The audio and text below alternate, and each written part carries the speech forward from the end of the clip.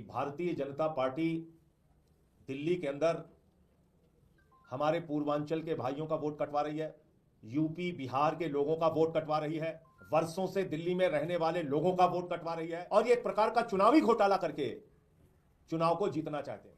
और मैंने नाम पढ़ा था संसद में, राम सिंह जी का नाम पढ़ा था, राम जी का नाम पढ़ा था, छोटेलाल वर्मा का नाम पढ़ा था, सारे नाम पढ़े थे। और मैंने बीजेपी के राष्ट्रीय अध्यक्ष महोदय से पूछा था कि क्या ये लोग रोहिंग्या हैं, बांग्लादेशी हैं? 40 साल से दिल्ली में रहने वाले हमारे यूपी बिहार पूर्वांचल के भाई वो अपने ही देश में बांग्लादेशी हो गए। वो हमारा झारखंड का रहने वाला भाई, बिहार का रहने वाला, यूपी का रहने वाला, हम अपने ही देश में रोहिंग्या हो गए। और जब मैंने उनको रंगे हाथों पकड़ा भारतीय जनता पार्टी को और एक एक नाम मैंने पढ़ के बताए तो उससे भारतीय जनता पार्टी बौखला गई और इन्होंने कहा कि संजय सिंह को भी अब सबक सिखाना है। यह बहुत बोलता है। हमारी पत्नी अनीता सिंह जी का नाम कटवाने के लिए application they the. Swami Vivekanand Subharti University, one of the leading universities of North India. 250 acres campus, 220 plus professional and vocational programs, 20,000 plus students, state of the art infrastructure. Come and give wings to your career with Swami Vivekanand Subharti University, where education is a passion. NH58, Meerut, Delhi, NCR.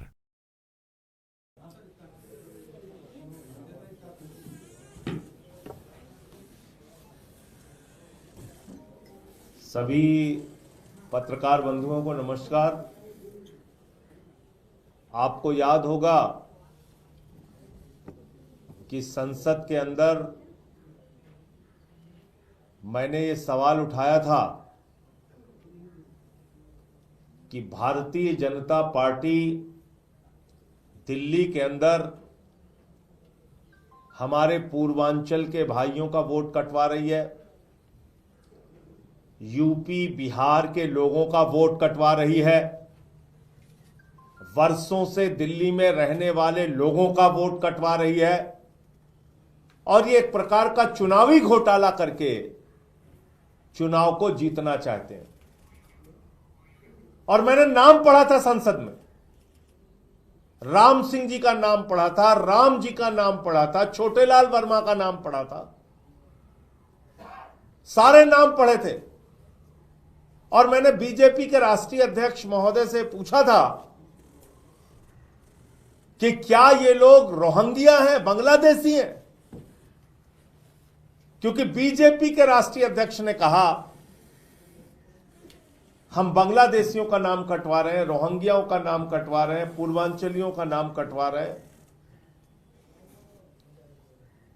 तो 30 साल 40 साल से दिल्ली में रहने वाले हमारे UP Bihar Purvanchal के भाई वो अपने ही देश में बांग्लादेशी हो गए।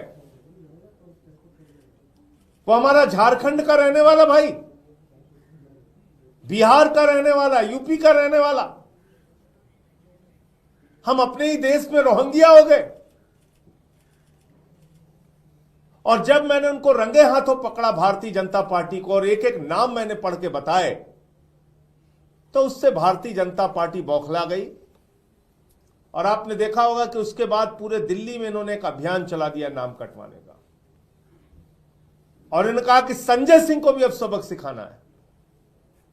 यह बहुत बोलता है, पूर्वांचलियों के हक में बोलता है, यूपी बिहार वालों के हक में बोलता है, इसको ही सबक सिखाओ पहले। तो उन्होंने क्या किया कि नई दिल्ली विधानसभा क्षेत्र में जहां के विधायक श्री अरविंद केजरीवाल जी हैं, वहां पर हमारी पत्नी अनीता सिंह जी का नाम कटवाने के लिए एप्लीकेशन दे दी। और एक बार नहीं दी, दो बार दे दी। 24 दिसंबर को और 26 दिसंबर को। हमारी पत्नी अनीता सिंह जी जौनपुर की रहने वाली हैं, ये भी पूर्वांचल से हैं। मैंने पूर्वांचल का मुद्दा उठाया, यूपी बिहार के लोगों का मुद्दा उठाया। तो अब इस बात पे लग गए कि इनको ही सबक सिखाओ, इनकी पत्नी का ही वोट कटवा दो, तब इनको अकल आएगी। ऐसे मत करो बीजेपी वालों। नड्डा साहब ऐसे तो मत कीजिए, इस तरह से तो दिल्ली के अंदर चुनावी घोटाला मत करो भाजपाइयों, इस तरीके से तो चुनाव मत कराओ तुम। सबके वोट कटवा कटवा के चुनाव जीतना चाहते हो। जब अरविंद केजरीवाल जी के क्षेत्र में एक सांसद की पत्नी का, जो पूर्वांचल की रहने वाली है, उनका वोट आप कटवा रहे हो, तो अब यह बात पूरे दिल्ली के लिए स्पष्ट हो चुकी। मेरा दावा, मेरा कथन, मेरा मुद्दा 100% सही था कि पूर्वांचल के, यूपी के, बिहार के लोगों के वोट भारतीय जनता पार्टी कटवा रही है। आप मेरी पत्नी का ही वोट कटवाने के लिए एप्लीकेशन दे आए। 2 बार 24 दिसंबर और 26 दिसंबर। मैं जिस महिला की ओर से एप्लीकेशन पढ़ा, उनका नाम नहीं लेना चाहूंगा, लेकिन उनकी डिटेल मैं चाहूंगा कि आप लोग खुद से पता कीजिए कि वो कौन है जिन्होंने ये एप्लीकेशन दिया। अब आप देखिए, ये अनीता सिंह जी जो हमारी पत्नी है, उनका जो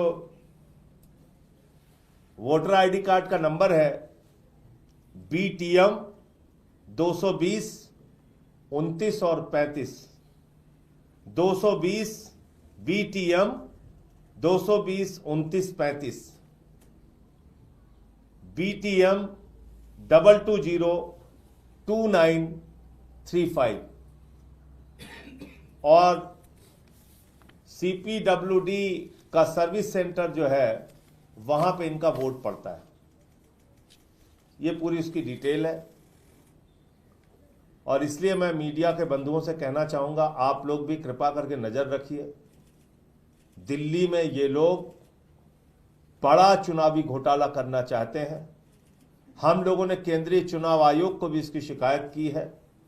संसद के अंदर भी मैंने ये मुद्दा उठाया है। श्री अरविंद केजरीवाल जी के साथ मिलकर जाके हम लोगों ने चुनाव आयोग को भी कहा है, लेकिन अपनी हरकतों से बीजेपी बाज नहीं आ रही है और वोट कटवाने के अभियान में लगातार जुटी हुई है। तो मैं देश के मीडिया बंधुओं से, आप लोगों से भी हाथ जोड़ के निवेदन करूंगा कि जो प्रयोग इन्होंने महाराष्ट्र के अंदर किया, हरियाणा के अंदर किया, उसी चोर दरवाजे से वोट कटवा के चुनाव जीतने की भारतीय जनता पार्टी की मुहिम को विफल करना है और इसमें सच्चाई आपको दिखाने की आपसे अपील कर रहा हूं। मैं जो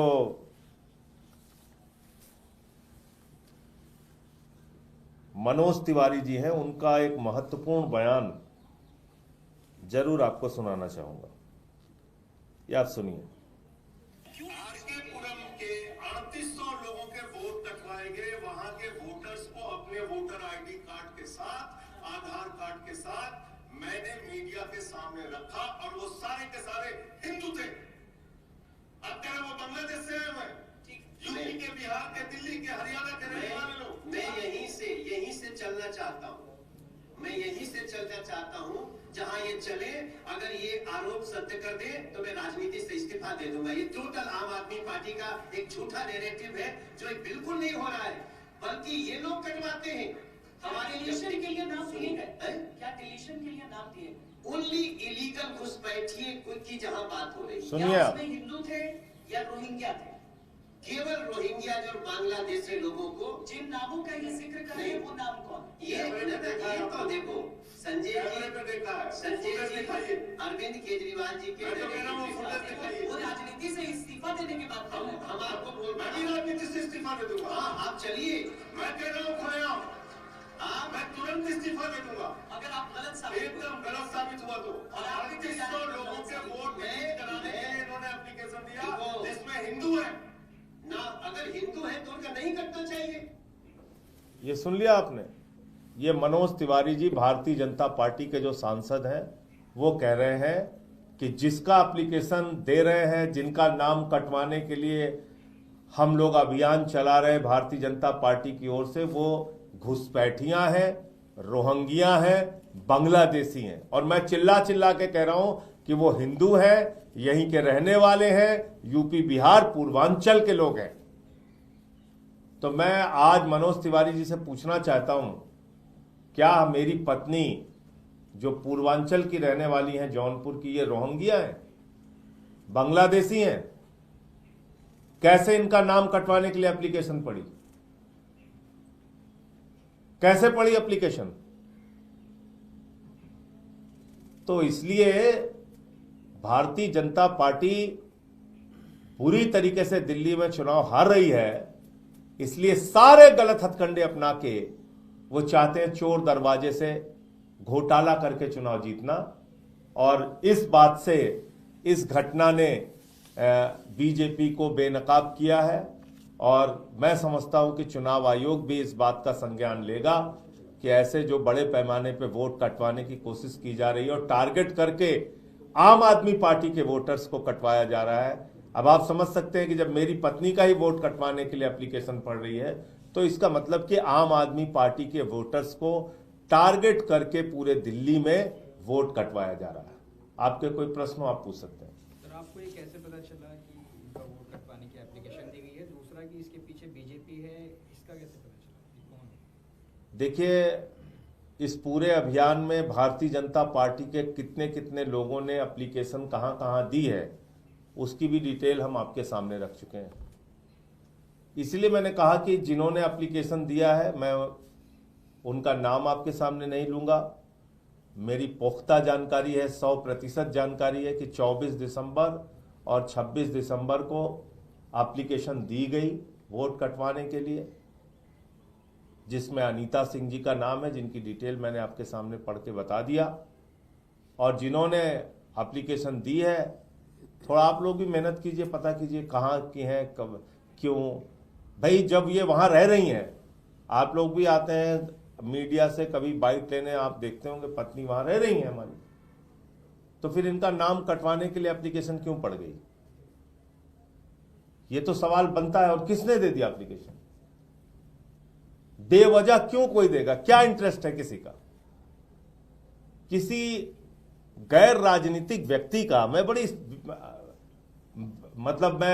बड़ी विनम्रता से पूछना चाहता हूं, किसी भी गैर राजनीतिक व्यक्ति का इस बात से क्या मतलब है कि इनका वोट वहां है या नहीं है? उसका क्या फायदा है? क्या फायदा है उसका? तो भारतीय जनता पार्टी तो अभियान चला रही। मैम, तो तुगलकाबाद के बूथ नंबर 117 का हमने डिटेल दिया था, शायद 117 या 115, जहां पे कुल 1300 वोट है और बीजेपी के कार्यकर्ताओं ने 554 वोट कटवाने के लिए एप्लीकेशन दे दी। तो ये अजीब बात है। कहीं 11,000 शाहदरा में दे रहे हैं, कहीं कुछ दे रहे हैं, कहीं हजारों हजार नाम कटवाने के लिए आप एप्लीकेशन दे रहे हैं। अब अगर हम लोग सजग ना रहें तो आप तो हमारे घर के ही वोट कटवा देंगे। धन्यवाद। चुनाव में भी क्या इन्होंने यहीं पे वोट डाला था और जाके उसी जगह पे नई दिल्ली विधानसभा में ही वोट डाला था। सर, हरदीप पुरी का बयान आया, वो कह रहे हैं कि बांग्लादेशी रोहिंग्या को लेकर अरविंद केजरीवाल ने खुद ही आपत्ति दर्ज की थी। आप उनको अगर हटा रहे हैं, उनके वोटर लिस्ट से नाम हटवा रहे हैं, तो मैं तो पूछ रहा हूँ भाई, ये इनका नाम अनीता सिंह है, जौनपुर की रहने वाली है, मेरी पत्नी है। हरदीप पुरी जी से पूछ के मेरी मदद कीजिए कि ये बांग्लादेश से हैं कि रोहिंग्या हैं, ये क्या है, बता दीजिए। और वो जो नाम मैंने पढ़ा था, राम सिंह, राम, छोटेलाल वर्मा, वो सब रोहिंग्या हैं कि बांग्लादेशी हैं? क्यों ड्रामा कर रहे हैं लोग? एक्सपोज हो चुके हैं दिल्ली में वाजपेयी, क्यों ड्रामा कर रहे हैं? और खुद हरदीप पुरी जी एक्सपोज हो चुके हैं। बक्करवाला ईडब्ल्यूएस कॉलोनी में तो हरदीप पुरी जी ने बसाया है रोहिंग्या और बांग्लादेशियों को। वो बता रहे थे यूएन की पॉलिसी है, 24 घंटे उनको पुलिस का प्रोटेक्शन है। मतलब अपने गुनाहों पे जश्न कैसे मनाना है, ये कोई भाजपाइयों से सीखे। गुनाह भी इनका कि 10 साल से घुसपैठिए हिंदुस्तान में आ रहे हैं, ये कुछ नहीं कर पाए बेचारे।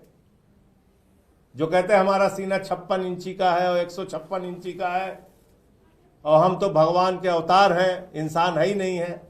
उनके राज में 10 साल से घुसपैठिया बांग्लादेशी सब त्रिपुरा, आसाम, बंगाल, झारखंड, बिहार, यूपी पार करके दिल्ली में आके रह भी गए और ये बेचारे कुछ नहीं कर पाए। एक बांग्लादेशी डिपोर्ट नहीं कर पाए आज तक। तो तुम्हारा गुनाह, तुम्हारा अपराध, तुम्हारा पाप, और खुद ही जश्न मना रहे हो उस पर। तो मतलब बेशर्मी देखिए कि उस पर बोलने की इनकी हिम्मत नहीं होनी चाहिए, बोल भी रहे हैं लोग।